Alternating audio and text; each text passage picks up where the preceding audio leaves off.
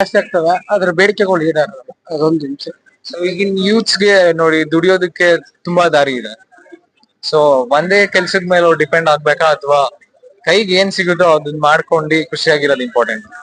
ಇಲ್ಲ, ಕೆಲ್ಸ ಹುಡ್ಕೋದು ಅದು ಒಂದ್ ಥಾಟ್ಸ್ ಆದ್ರೆ ಇರೋ ಟೈಮಲ್ಲಿ ನಾವು ಏನ್ ಮಾಡಿದ್ರು ಓಕೆ, ಆದ್ರೆ ಒಳ್ಳೇದ್ ಮಾಡ್ಕೊಂಡು ಹೋಗ್ಬೇಕು, ಕೆಟ್ಟದ್ ಮಾಡಬಾರ್ದು. ಕೆಟ್ಟ ದಾರಿಲಿ ದುಡ್ಡು ಮಾಡಿದ್ರೆ ದುಡ್ಡು ಮಾಡಬಾರ್ದು, ಒಳ್ಳೇದ್ ಮಾಡ್ಲಿ ಯೂತ್, ಆದ್ರೆ ಕೆಟ್ಟ ಚಟಗಳಿಗೆ ಹೋಗ್ಬಾರ್ದು.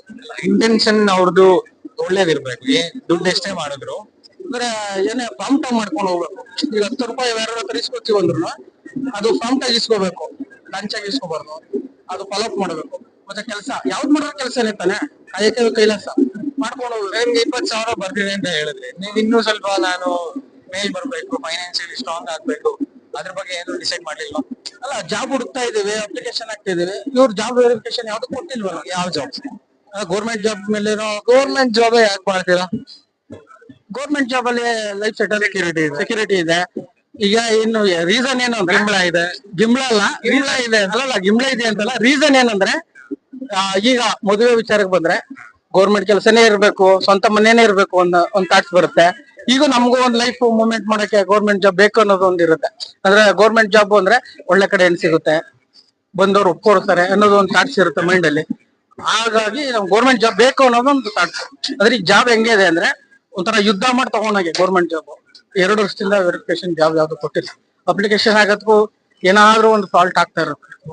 ಗೌರ್ಮೆಂಟ್ ಜಾಬ್ ಬಿಟ್ಟು ನಾನೇ ಸ್ವಂತ ಏನಾದ್ರು ಮಾಡ್ತೀನಿ, ನಮ್ಗೆ ಗೌರ್ಮೆಂಟ್ ಹೆಲ್ಪೇ ಬೇಡ, ನಾನೇ ನೆಲ ಗುದ್ದಿ ನೀರ್ ತೆಗಿತೀನಿ ಅಂತ ನಿಮ್ಗೆ ಯಾವ್ದು ಥಾಟ್ಸ್ ಬರ್ಲಿಲ್ವಾ? ಥಾಟ್ಸ್ ಬಂದಿದೆ, ಅದ್ರ ಬ್ಯಾಕ್ ಸಪೋರ್ಟ್ ಬೇಕಲ್ಲ.